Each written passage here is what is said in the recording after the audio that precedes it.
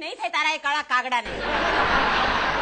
ઇન્દુ એરિયાના એકથી એક ચડિયાતા છોકરા તારી પાછળ ગાંડા હતા, પણ તું ગાંડી કાળું રીંગણું ઉપાડીને લઈ આવી.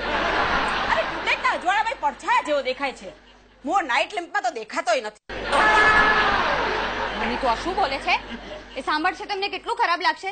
દિલના કેટલા સારા છે બિચારા. અને એ બધું પડતું મૂક. તું મને કે તારે આ બૂટ ઘર ખરીદવું છે, 3.5 લાખ રૂપિયાનું છે. હા હા અમે ચોપાટી તો છે મારી પાસે. લાવ લાવ. હિન્દુ મોજા ક્યાં છે? દરિયામાં. એ સરદાર સરોવર.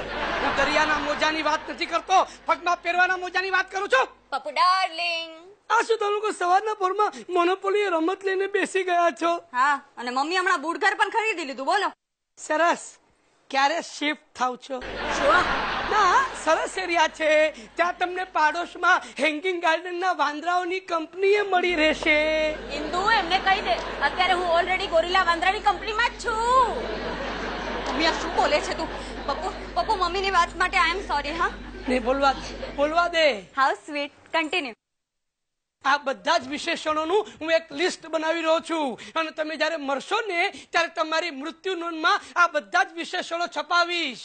ગોરીલાના સાસુ, કાગડાના મધર ઇન લો આ કાળા રીંગણાને વિલાપ કરતો મૂકીને નર્ક લોક સીધાવી ગયા છે.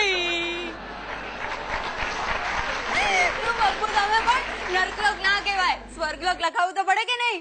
અરે આને તો નર્ક માટે કોક મિનિસ્ટરની લાગવગ લગાડવી પડશે. જો ઇન્દુ તારી મા માટે શું શું બોલે છે. આવા સંસ્કાર આપે છે તમારા મા બાપે તમને? અરે મારા મા બાપના સંસ્કાર અને ઇન્દુના પ્રેમને કારણે આ દિન સુધી હું ચૂપ બેઠો છું. ઇન્દુ તને ખબર છે, મારી બા મને હંમેશા કહેતી, જો ગુલાબને પામવું હોય તો કાંટાઓને સ્વીકારવા જ પડે. એટલે હું કાટો તો તમે થોર. બસ એકબીજાના વખાણ કરવાનું બંધ કરો સવારના પોરમાં. કોઈ આવ્યું? ના, હવામાં ડોરબેલ વાગી. ફેંકું આ પર્સ છૂટું ફેંકો.